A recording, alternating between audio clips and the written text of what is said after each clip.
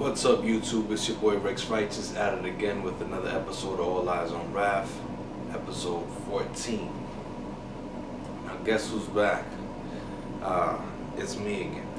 So, I got 4 subjects. I'm gonna try to make them simple and sweet. Okay. Walking Dead episode 11 to me was absolutely boring. Sorry if it's a spoiler, but you shouldn't be clicking on this if it's a spoiler, spoiler alert, spoiler alert. The episode was boring, a lot of Eugene, which is not one of my favorite characters. I'm sorry for all you Eugene fans out there. He's just not my type of character. My type of character is Rick.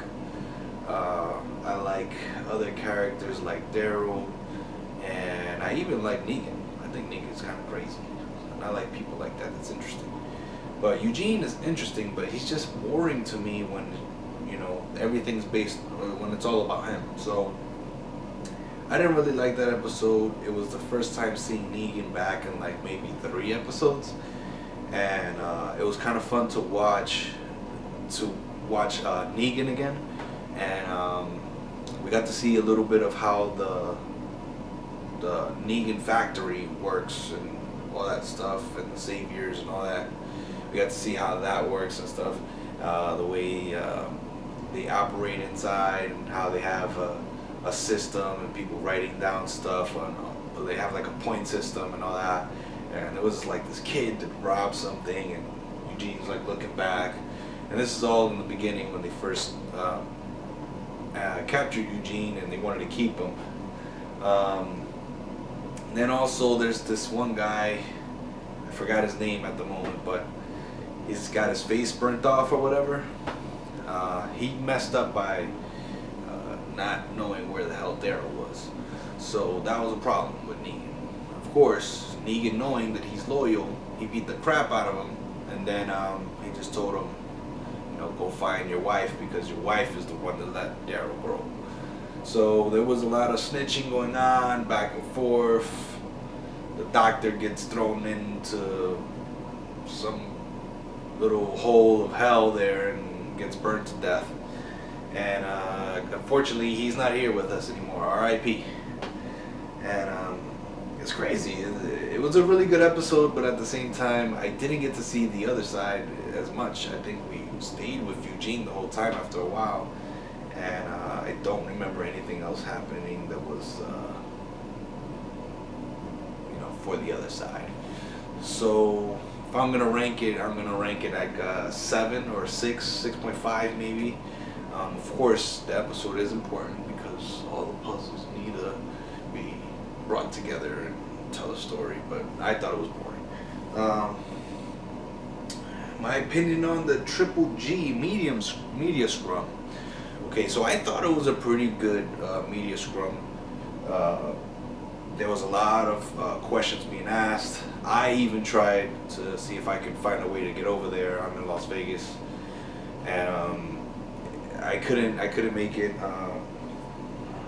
But the media scrum was cool.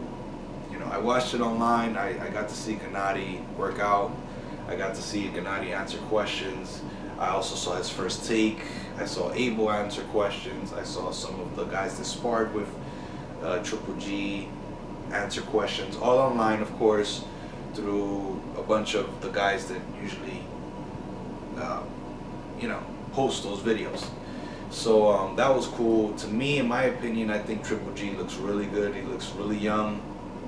He looks like he's ready for battle. He looks like he's ready for war.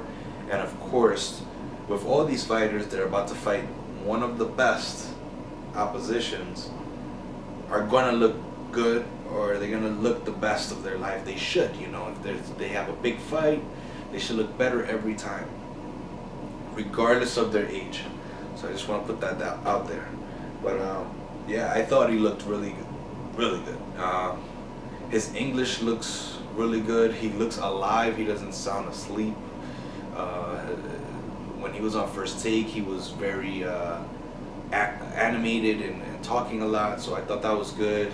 On First Take, he called Canelo nothing, which is something he's been saying for months, ever since he started having interviews for the Jacobs fight, to fight over there at the MSG. He's been calling Canelo nothing because I don't think he's getting anything back from that team, and at this point they're probably rejecting all offers because they're getting closer and closer to the fight. I'm pretty sure, and you guys can quote me on this because I know how Canelo has worked. He's been doing the same thing for the past 3 or 4 fights. I'm pretty sure Canelo's gonna put out an offer to throw Golovkin off. So that's pretty interesting. Also, Abel was talking about Canelo versus Chavez. He thinks that Canelo's going to win. So basically, Golovkin's team is thinking that Canelo's going to win. And they're thinking that Chavez is going to probably hurt Canelo and is probably going to scare Oscar De La Hoya.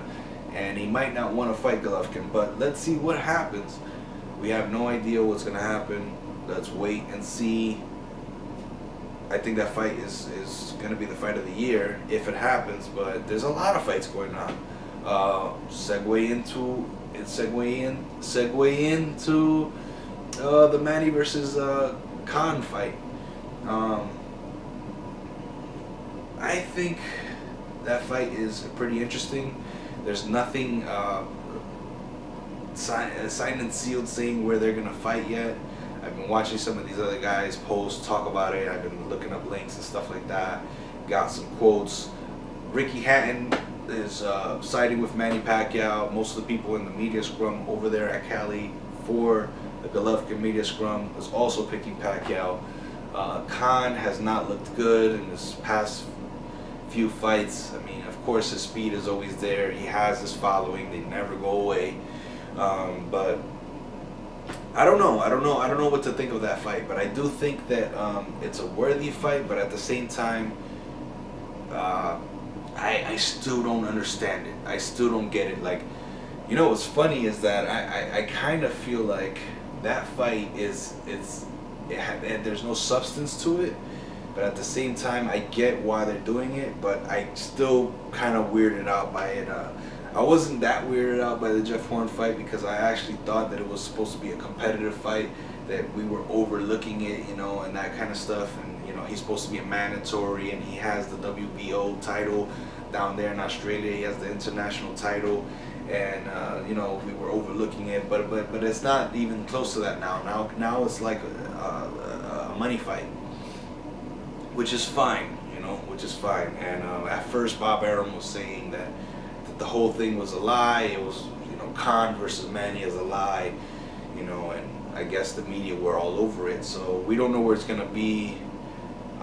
They're talking about UAE, and I know that should be probably in another country, but I'm not sure. I don't even get it sometimes what they're talking about. But, you know, of course you can comment, explain it to me. You know, of course I don't get everything, but still, you know, I'm trying to figure all these things out, and I'm thinking that it's in another country.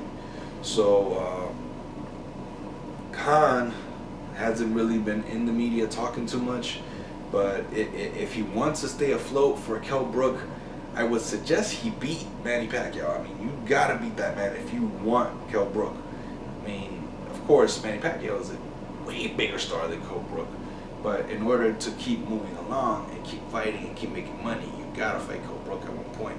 You don't want to go over there feeling like, hey, you're my last guy, I don't got nothing else, because Kell Brook might say no. And he's doing pretty well himself. He's got Errol Spence coming up, and that's looking like a great fight as well. That's going to be also in the UK, and it's going to be a good fight too. But of course, Danny versus Thurman is a way bigger deal. We got 4 days left, people.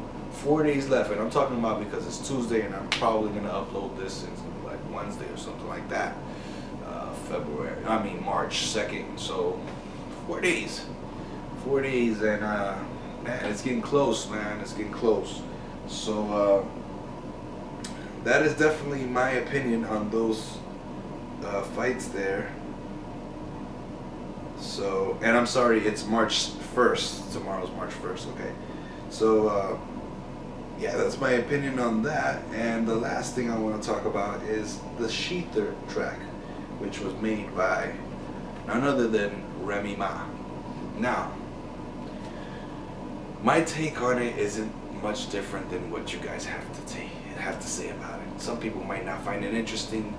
I find it interesting because I love hip hop, and I want things to stay afloat in hip hop. I want it to stay authentic, and I want to keep it real, and I want people to battle, and I want people to talk some shit, you know. But Nicki Minaj is doing it in her fashion. She only knows how to, flaunt her stuff, and she raps a certain way. And to be honest with you, I feel like she could battle Remy Ma, but she hasn't responded yet. So this is kind of like the reverse deal of what happened with Meek Mill and Drake, because actually Nicki Minaj is the bigger star compared to Remy Ma. So that's why it's kind of reverse, and it's kind of weird. But at the same time, it's really much the same thing, because people were saying that Drake doesn't write his own music, and now people are saying the same thing for Nicki Minaj. And I don't know if she's ever said no to that, but it's pretty obvious that Safari has written for her, and when you hear him rap, it's like Nicki Minaj without a wig on or something. So to me, in my opinion, I thought the song was dope. I really thought it was dope. And after the 4 or 5 minute mark, she just went off, and she just was like, I don't care, I'm gonna say what I want, nobody gonna tell me no, I'm independent. You go through 3 people, 5 people before you even get a check. You give head to everybody and this and that, and you owe people money, and you some wild stuff. So I was like, wow, like, I couldn't believe what I was hearing, and I replayed it again, and I was like, holy shit, so sorry about that. We were talking about Remy Ma and Nicki Minaj. When I heard the track, I just couldn't believe it. Like, she really got her. I didn't know about all this beef going back and forth. I didn't know about their little beefs from back in the day, or whatever the case may be. I saw some stuff on Worldstar, and I recovered some videos there, and they said that Nicki Minaj was always having beef with Remy Ma, and how they used to have relations. But there are some debunkers on my Facebook that don't believe it, so I don't know what the hell to believe. And to be honest with you, I would like to hear a response from Nicki Minaj. It would be satisfying to us battle fans. But I don't know if we're gonna hear it, and I know that sex sells here in America, and she can for sure move on with her career. And from what I hear, fake news alert, alternative facts, Jay-Z wants nothing to do with Beyonce being involved in that. He doesn't like any of that kind of mix-up going on. So basically, he gave her the green light to go and diss Remy Ma. Again, fake news. And I'm not sure if that's really what's going on, but that's what I heard. I heard that Jay-Z is saying it's okay to diss Remy Ma. So let's see what happens. Nicki fans, don't worry. If you really feel like she didn't do anything, then go back and listen to the Gucci Man track that she has with dissing Remy Ma with the subliminals. It's something about love, or some track like that. I'm not sure. I don't remember the title or anything, but that track was actually pretty good. And she's really good on the subliminals. I remember when she dissed back Kim in a track where Jay-Z was on it, and she did really good in that. So she's really good with the subliminals. I don't know if she can do the whole diss and Remy, and the fact that Safari's gone, he's already stated his opinion, saying that that was one of the best diss tracks he's ever heard in his life. It's pretty tough, and obviously she's gonna need some help. I didn't know that she had so many helpers. It's kind of crazy, a big time artist like that, you should know what to do. And man, just say what you feel. Just don't drop a diss track with the fucking Undertaker beat on it. Jesus Christ. Oh, you're gonna drive me crazy if you do that. But yeah, Nicki, a part of me is still rooting for you. I don't know. I always want to hear a response. You know what I'm saying? Jay-Z got to respond, Nas got to respond, all these people responded. Jadakiss, Beanie Siegel, even the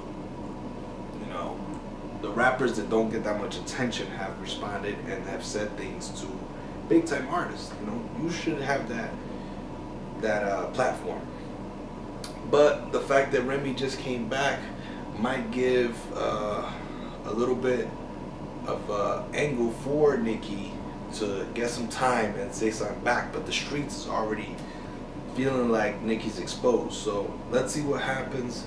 I don't really know where it's gonna go. Like I said, it's Wednesday. It's just the middle of the week, so it could be a perfect time to do that because, other than that, there's March Madness. There's a bunch of boxing fights that are coming back to back, and we're all looking forward to different things in our lives. We don't really care if you're gonna drop a track because it's already too late, Nicki. You need to figure it out, but at the same time, I would like to hear it. So if you're gonna drop something real soon, at least by this week, and I don't think people will criticize you forever if you drop some dope shit. And I never really heard a scruffy type song from Nicki, but to be honest with you, you need to drop something, even if it's in someone's basement. Drop something. You know what I mean? So comment what you think. ShEther versus Ether. I don't know. I am picking Nas here. That's kind of like pretty obvious to me. But what do you guys think in that respects? I saw some other YouTubers, some other people talking about that in blogs and stuff.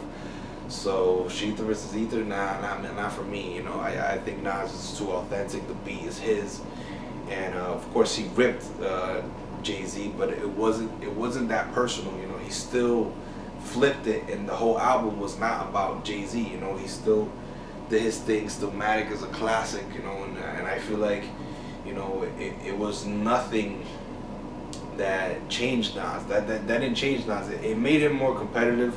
He developed some new flows, which was dope, which I call the Tupac flow, because if you pay attention, it sounds a little bit like Pac when he speeds up his wordplay like that, and it sounds like the same tracks as that Rewind. You listen to that song Rewind.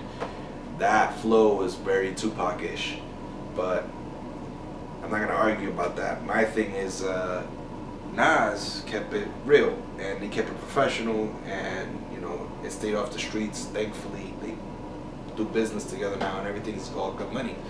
But Remy Ma is definitely trying to hold down the crown. That's a whole different subject, you know what I'm saying? And Nas and Jay-Z, they were never really gonna let that crown thing go, but at the same time, both fans is like, nah, they gotta hold their own. So this is different. Nicki Minaj is a whole different animal. She's out there with the highest of the highest, Beyonce and all these people. So let's see what happens. Let's see how it goes down. I'm not too much of a Nicki fan, to be honest with you, but I think she is the better artist. But I want to hear more from Remy. I'm still kind of giving Remy a shot, you know what I'm saying? And the lean back quality was really nice. So I've never really listened to Remy like that. I'm not gonna act like I'm a Remy fan, but I'm really shocked. But at the same time, Remy's street. She's battled. She's fresh out of jail. She probably been doing ciphers while